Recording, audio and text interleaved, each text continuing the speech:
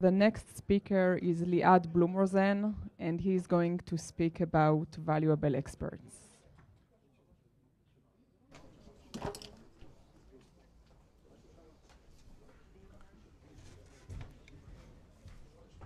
Okay, thank you. I'm cheating. I'm using my own clicker.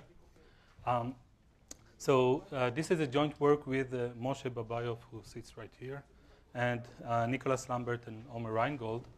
And in this work, we try to give our own interpretation for what is a valuable expert and how can this interpretation be useful to separate good experts from bad experts. Okay, so in many cases, there is some probability of future event that is useful for a decision maker. Okay, and knowing this probability is important for this decision maker. Maybe the most popular example is the weatherman. Yeah, I'm planning to go tomorrow to the beach, and if I know if it's what is the probability of a sunny day tomorrow, that will help me to prepare stuff for this trip. So I can go to a weatherman, to an expert that he can tell me whether what are the chances that tomorrow will be a sunny day. Okay. So that's the most popular example. Another example, which is actually one of the original motivations for this work, it's similar to what Moshe talked about in his work yesterday, is from online advertising settings. Assume that I have a web page, and a user enters my web page, and I need to decide which ad to put on my web page. And there is some agency that can provide me some information on the probability that this user will click on my ad based on geography, gender, profile, history, etc. And the question, how can I know that this agency sells me the true probabilities and not just trying to make money on my behalf? Okay. Another example is assume that there is a factory and I want to estimate what is the probability or the fraction of broken cars, of defective Toyota cars in this manufacturing line. And I want to use an expert when I, for example, buy such a car, and I want to make sure that this expert tells me the true probability, that he is not a false expert. And of course, there are a lot of other applications in, for example, financial markets, lots of probabilistic information that is useful for people to manage their risk. For example, it is important to know what are the chances that €1 will be worth $2 a year from now, for example. So we see that there are a lot of probabilistic information that is important for the decision maker, And this is the kind of setting that we will think about in this work. So in this work, we have a decision maker. We call her Alice. And Alice is uncertain about the probability of some event in the future. And she's averse to uncertainty. She's willing to pay if someone reduces her uncertainty and provide her with the exact probability or approximate probability of the future event. So she's willing to hire an expert. So we have an expert, Bob, and Bob claims that he knows this secret probability. But Alice cannot count on that. She can't be sure that he's a real expert. Maybe he's uninformed. He has no clue what is the true probability, but he wants to make money. He wants to pretend as if he knows the true distribution. Okay. So this is the basic setting that we study. What Alice wants to do is to screen the experts, to separate good experts from bad experts. And the way to do that is by signing a contract with them. Okay? And the contract will say how much the expert is getting paid, and this depends on the realization of the future outcome. Okay? So what we would like to have from this contract is that informed experts will do two things. They will accept the contract. That will mean that they are good experts. And they will also reveal us the true probability. Okay? Then they will be happy.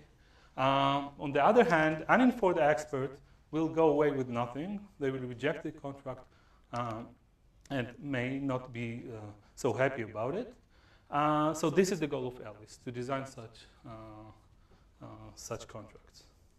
And one thing that is important, as usual in these settings, the true probability is never revealed. So if we want to know what is the chance that Sarah Palin will be the president of the United States in the next election, we can design a contract with an expert that says that the probability is 10%. But at the end of the day, we will know if Sarah Palin is the next president of the United States or not. We will never know the actual probability today. Okay.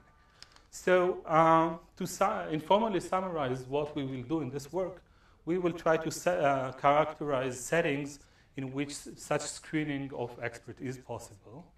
And we will discuss what is in this model a valuable expert and how we can use this definition of a valuable expert to in the design of such screening contracts. So this is the outline of the rest of the talk. I will describe the model in more details. Then I will discuss, during most of the talk, I will discuss the model we have a prior over the possible distributions. I will also mention our results in the case where no priors exist.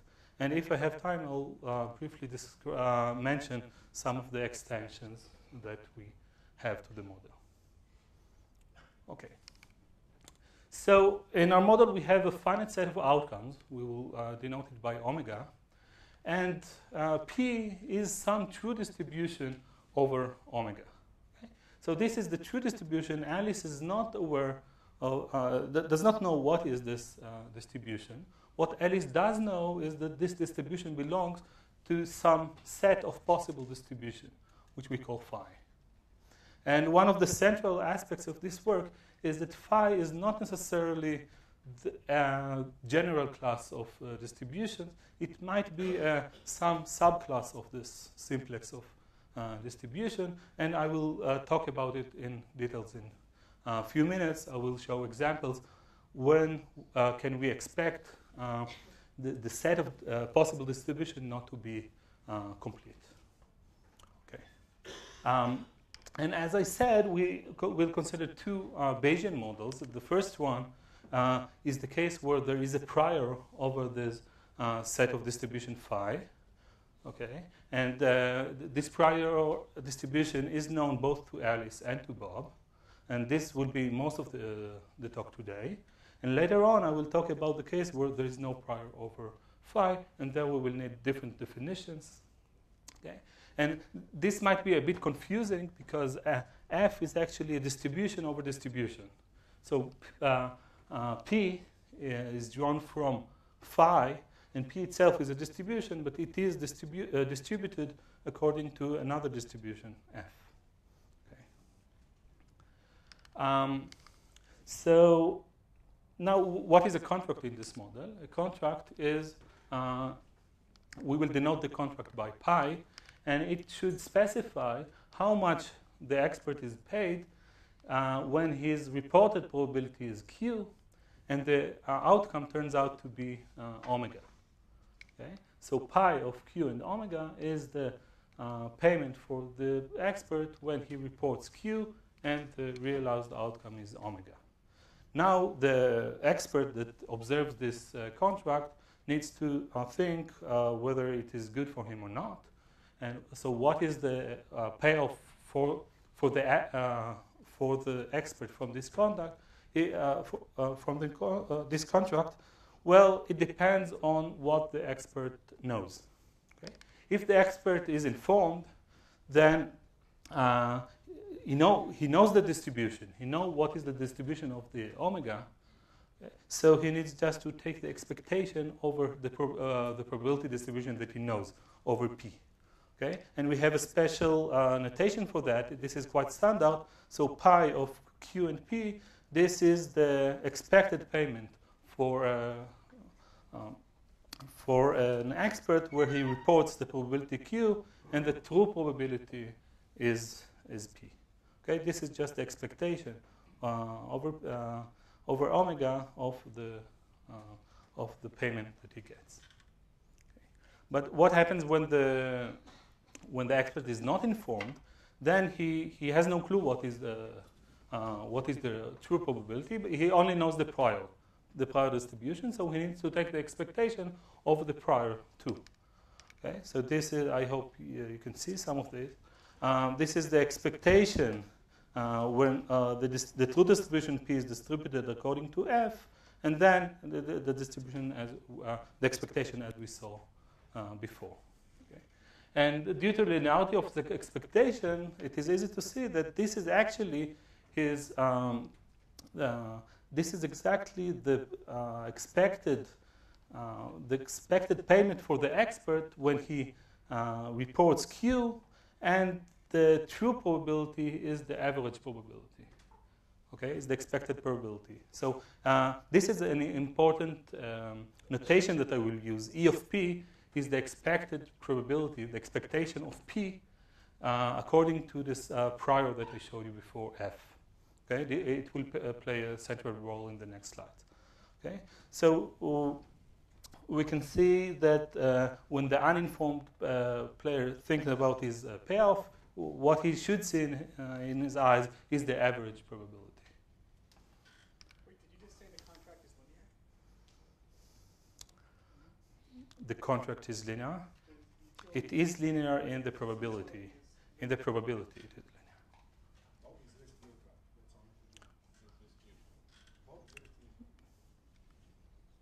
I understand that for the first line. If you think about this, about it's just he's risk neutral. The right. second line seems to require some sort of linearity on something or another.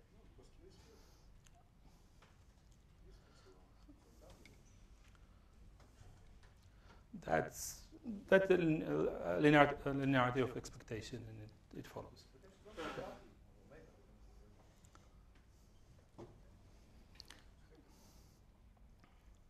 Okay, I'll proceed. So now we know what is Bob's expected payoff. Now, should he reject or accept the contract? Well, we will aim to have a strict acceptance of the contract. So Bob will say that Bob delta accepts the contract if he has some report that guarantees him a payment of at least delta. If he has no such report, then we say that Bob delta rejects the contract. And actually, we will want more than that. We will actually want that there will be two deltas. Delta A for accept, and delta R for reject. And we'll say that Bob will, we aim that an informed expert will delta A accept, and that an uninformed expert will delta R reject. So the best way to think about it is as delta A as a very small positive constant, delta R is a very small negative constant, and we just want them to, the uninformed expert to have a strictly negative utility, and the informed expert to have a strictly positive utility. Yes, I mean. It seems that you could just solve the problem by scattered code rules, let's say an auction between the experts. If you know that there's at least one informed expert, Okay, I'll use scoring rules. Let's ask me again at the end if it's not clear. Okay. Okay. So this is actually the model. Just one comment. Actually, in the paper we study a more general model where the experts are not perfectly informed. They're epsilon informed. They have some uncertainty. They're not sure that they know the exact probability. And also we allow mixed strategies. Okay, they can send a randomized report to the decision maker. But in this talk, I will talk about perfectly informed agent with pure strategies. Yes. It's a single shot. Yeah. Yeah. At the end, I will briefly talk about multiple shots. Yeah. You also want the informed expert who accept the contract to tell you the truth. Right. That's not written. It was written in the beginning. Okay. Good. So let's make sure that the model is clear by showing an example. Assume that we are not in Israel in May, so we have some uncertainty about whether tomorrow will be sunny or not. Okay. So omega here is sunny or rainy, and the probability that tomorrow will be sunny, the true probability is alpha.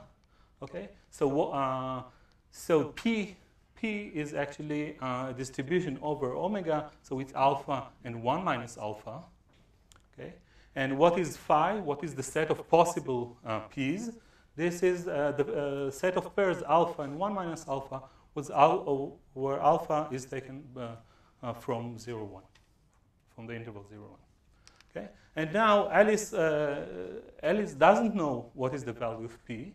But she knows in this example that alpha is distributed uniformly between 0 and 1. So if you ask Alice what her a priori probability, what is the a priori probability that tomorrow will be sunny, she would say 1/2, without asking any expert about it. Okay. So now Bob claims that he knows the P, and they designed a contract. Bob reports this alpha, and he's paid according to whether tomorrow will be sunny or not. If not, he will celebrate it. And this is the example. We will come back to this example later.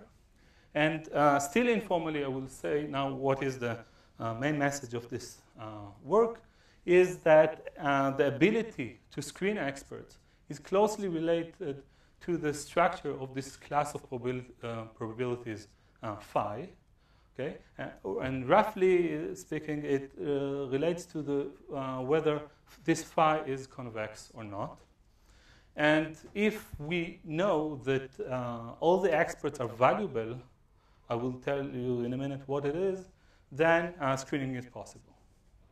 Okay, and this is the statements are actually very close to each other. Okay, so let's start with a very easy impossibility result. I will claim that screening in general is impossible. Okay? Why is it impossible? Why is it impossible? Because we demanded that our contract will be such that every informed expert will accept the contract. Okay? So for every P, for every true P, if this is the true P and our agent or our expert reports the true P, then his payoff should be greater than delta A. Okay. Now let's think about an uninformed agent. What an uninformed agent knows, he knows that he does know what is P, but he knows the prior over P. So he can report the expectation. okay, the average probability, E of P. And as I said before, the informed expert, his payoff is determined as if the true probability is the average probability. So if the true probability is the average probability and he reports the average probability, his payoff should be greater than delta A because we said that every informed expert should get at least delta A. So if by chance the true probability was the average probability, then we would like the truthful expert to the informed expert to get a utility of at least delta A. Okay? Well, is it clear? Okay. Okay, that's great. Okay, so in this proof, we heavily use that the expectation of P is in the class of distribution phi. Okay, but what does it mean that the expectation of P is in phi? What does it mean? It means that actually this expert is not valuable to the decision maker. Okay, if you think about the binary outcome that I showed you before, Alice a priori knows that the probability of a sunny day tomorrow is 1/2. If some expert signs the contracts, come to Alice, says, okay, the probability is 1/2, give me the money, then he's not valuable, right? He didn't provide Alice with any important information. Okay? So in this sense, we say that an expert that knows that the true probability is E of P is not a valuable expert. Okay. So what if all the experts are valuable? Then we can screen the agents. So when the expectation, when the average distribution is not in phi, then screening is possible. And now, so what it means that when all the experts are valuable to the decision maker, always, then we can screen the experts. But now the immediate question is, okay, so it looks like this. This is phi. So we say that there is some hole in phi, and the average distribution is inside this hole. Okay. And the immediate question is, why would we expect that this phi, the class of distribution, will not be convex? This sounds not very natural. Yes, Eva? Can you just remove the requirement that you less advice you pay money? Like you have the requirement that whatever representation was 5, P, comma P is always less greater than delta. I mean, I just want to remove the requirement from that talk. It seems 5 when you pay 4 cents, you don't have to pay money. Just remove the requirement that you pay money. I mean, if you give you advice that was useless. Well, I guess it will not work. I need to think about it. You never pay anybody? No, you only pay if it deviates from the expectation. Only probability that's not there. Like you pay something that has to do with how far Yes, we have some extension in this line. Yes, but he wanted all experts. Now suppose the expert knows that it's indeed a hack. Right. What do you do? He wanted all experts whenever the experts would be paid. So then you cannot satisfy the condition. Sure. Right. Yeah. But that's a good point. As Moshe said, we have another mechanism other than what I will show you soon. Okay, so what I'm trying to explain now is when would we expect this class of possible distribution to be non-convex? Okay, so the first, maybe the most basic example is the case where we have only two kinds of coins. Okay, we have a fur coin with probability 1/2, and we have a bias coin with probability 3/4. Okay, only two kinds of coins in the world. And now, if you have any non-trivial prior over these coins, and someone tells us, yes, the true probability is 2/3, then it's not a valid distribution. Okay, so that's maybe the most basic example. And actually, in general, if we mix standard distribution, typically they do not belong to the same class. So if we take two normal distribution and we mix them, we average them, the result distribution which is not normal. Okay, so that's the second argument, but maybe the most striking argument is the third argument that was a bit surprise to us. Let's go back to the binary outcome example. And now assume that Alice, instead of observing one sample, Alice observes two samples. For example, if we check the Toyota manufacturing line, now we sample two cars.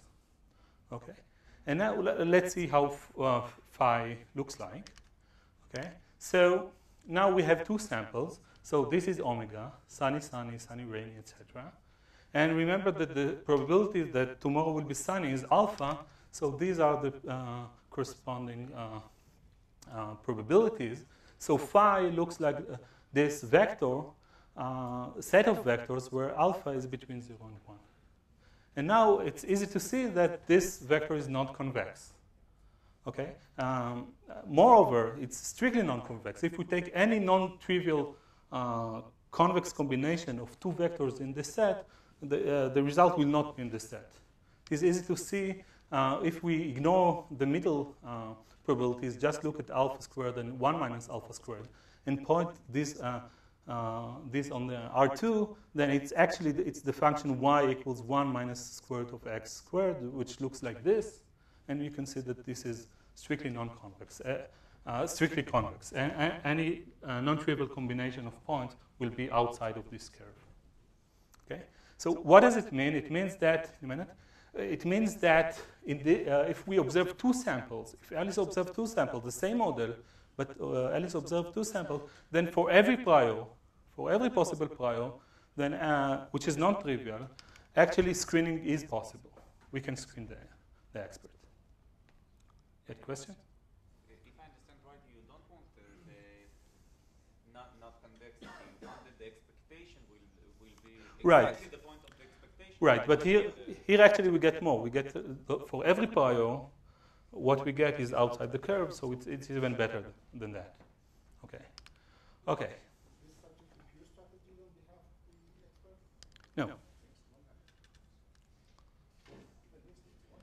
No. Because it's supposed to grow bigger into miss. It will be a mismatch. Okay. So let's go back to the theorem. So we want to show that when the average probability is not in phi, screening is possible. Okay. I think I don't have time to prove it, although the proof is very short. But I'll mention how we create the proof. So we need to use scoring rules. Scoring rules, it appeared in Amos' talk previously. So it's a solution to a very closely related problem where we want to elicit the distribution for some agent, but when we know that this expert is informed. Okay? We want the additional demand that the experts will be, we want to screen the experts. Okay? So if we denote by S of Q and omega the scoring rule, then we can actually use it to create the contract. How we can use it? We assume that S is a strictly proper scoring rule, and we use this contract. Okay? We stretch it a bit, and it's easy. After we clean everything, it's not hard. I do not have time for that. Okay. Okay. I want to say a few words about the results that we have where no priors exist. Okay. Here we actually follow up the recent work by Oslewski and Sandroni. They studied a very similar model, and they studied a model without any priors. So what is the payoff for an uninformed agent without payoff? They assume that it is the worst case payoff. And under this theorem, under this definition, they prove a strong theorem saying that if all the informed experts accept the contract, then an uninformed expert also accepts it. Okay? But this is not as trivial as this is not a trivial result. They need to use a min-max theorem and work a little to get that. What's important here is that the probability space is convex. And the question is, can we use the intuition that we had in the case with priors, that this impossibility actually depends on the fact that some invaluable expert exist, and the answer is yes. Okay, we can actually show that. For that, we need to specify the utility function of Alice. Okay, Alice wants the probability to know the probability in order to improve its utility. So we need to be specific about the utility and the actions, and then we prove the following theorem: that if phi is convex and without any priors, then there exists some distribution for which the utility of Alice, when she gets the true distribution and chooses an action, is exactly the same as her utility when the expert rejected the contract and she knows nothing. In other words, it must be the case that if phi is convex, then there is some expert who is not valuable to Alice. Okay, so we have an analogous proof here. And we have a positive result without priors, but I will not talk about it. Okay, so I'm out of time. So I'm just, in one word, I said that we have extensions in preparation for this work in the context of forecasting, where we have an infinite sequence of events. And actually, we use the same techniques, the same intuition, but the analysis is more complicated. Okay, so to summarize, we study problem of a decision maker that wants to know some hidden probability, unknown probability, and the question is, can she separate good experts from bad experts? And we show some conditions on that, and we designed the screening contract. And I found out that this cartoon that I showed in the beginning is also good for the questions phase. So. Thank you very much.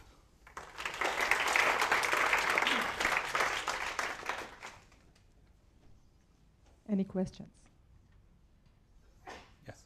Do you think this could work for experts who have an influence on the outcome of the event itself?